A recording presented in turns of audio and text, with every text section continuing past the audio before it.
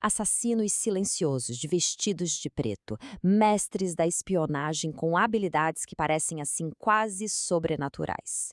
Essa é a imagem clássica que a gente tem dos ninjas, né? Mas e se eu te disser que a realidade é ainda mais impressionante que a ficção? Bom, é isso que a gente vai descobrir juntos. Pensa rápido. Quando alguém fala a palavra ninja, qual é a primeira imagem que vem na sua cabeça? Eu aposto que é algo bem parecido com isso aqui. Uma sombra ágil, uma lâmina brilhando no escuro. O cinema, os games, a cultura pop, eles fizeram um trabalho e tanto para construir essa imagem, não é verdade? Só que olha só, quando a gente compara o mito com a realidade, a coisa fica muito mais interessante. A gente não está falando só de um assassino de filme. Nós estamos falando de uma disciplina completa de espionagem, de sabotagem e principalmente de sobrevivência, com uma história de quase 1000 anos forjada no calor da batalha. Então, a nossa missão hoje vai ser essa. Vamos mergulhar fundo para ir além do mito. Vamos entender o que é a verdadeira arte da invisibilidade, descobrir onde tudo começou, lá em Iga e Koga, e ver como as táticas deles eram diferentes de tudo na época. E, claro, como essa arte secreta sobreviveu e chegou até nós. Então, vamos começar por aqui, separando o joio do trigo.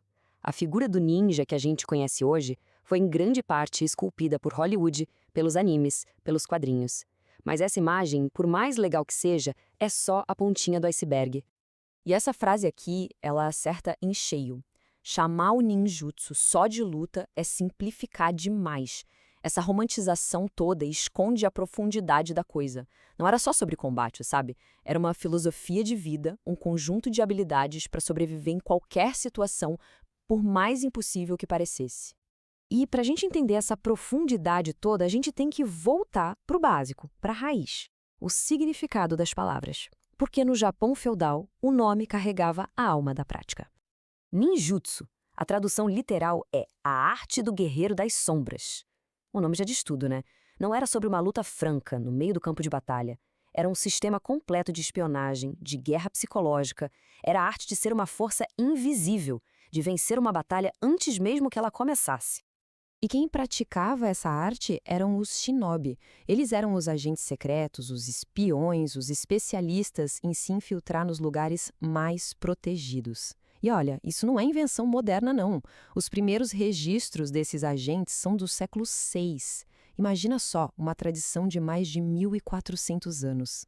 Mas aí fica a pergunta: como e onde uma arte tão secreta, tão específica, conseguiu nascer e florescer? A resposta não está nos palácios do imperador, mas bem longe de tudo, escondida nas montanhas do Japão.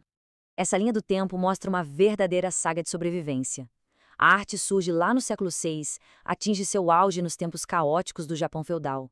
E aí, quase desaparece quando o Japão se moderniza. Foi uma arte que precisou se adaptar, se esconder por gerações, para finalmente ressurgir no século XX e ganhar o mundo. E foi aqui, nessas províncias de Iga e Koga, que tudo começou. O terreno era super montanhoso, de difícil acesso, e isso criou umas bolhas de autonomia, longe do poder dos grandes senhores feudais. Foi nesse isolamento perfeito que famílias inteiras se especializaram e foram refinando suas técnicas secretas, de pai para filho. Mas para entender de verdade o que é um ninja, a gente precisa entender o que ele não era. E para isso, a comparação perfeita é com o outro grande guerreiro da época, o samurai. As diferenças entre os dois são gigantescas. Então, de um lado, a gente tem o samurai, regido pelo Bushido, aquele código de honra rígido. Era sobre lutar de frente, com honra, e morrer era melhor que a desonra. Do outro lado, o ninja. Para ele, só uma coisa importava: o sucesso da missão. Para o ninja, não existia luta injusta, existia tática eficaz. A honra estava em vencer e sobreviver. E essa mentalidade se refletia em tudo. O arsenal deles ia muito além de espada e shuriken. Eles eram mestres da sabotagem, manjavam de explosivos, de venenos, eram estrategistas que usavam o clima e o terreno a seu favor. E sim, claro que existiam mulheres ninjas. As kunoichi eram especialistas em infiltração, mestras do disfarce e da psicologia. E aí o Japão feudal acaba, os tempos mudam e a arte do ninjutsu quase se perde para sempre. Fica a pergunta: como uma tradição que era passada em segredo, de mestre para discípulo, conseguiu sobreviver e chegar até nós no século XXI? A resposta, em grande parte, tem nome e sobrenome: Toshitsugu Takamatsu.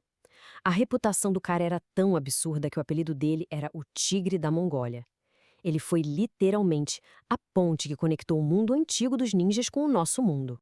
O Takamatsu tinha uma missão de vida: não deixar que séculos de conhecimento se perdessem.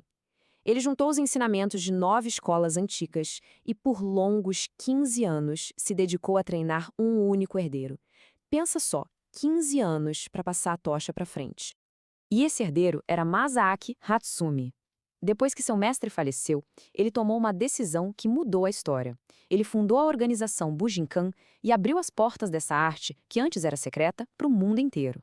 Pela primeira vez na história, qualquer um, de qualquer lugar, poderia aprender o caminho do ninja. E isso nos traz até hoje. Em um mundo de drones, de vigilância digital, de satélites, qual é o lugar de um guerreiro das sombras? O que o ninjutsu ainda tem a nos ensinar? Bom, hoje o valor do ninjutsu vai muito além da espionagem. Ele é praticado como uma arte de defesa pessoal extremamente eficiente, mas também como uma ferramenta poderosa de desenvolvimento pessoal, para equilibrar mente, corpo e espírito. E a prova de que isso tudo funciona no mundo real, suas táticas são estudadas até hoje por forças de elite do mundo todo. Uma das grandes lições do ninjutsu é que a gente nunca para de aprender. A jornada é contínua. E se essa nossa conversa aqui despertou sua curiosidade, já sabe o que fazer, né? Segue a gente para mais análises como essa.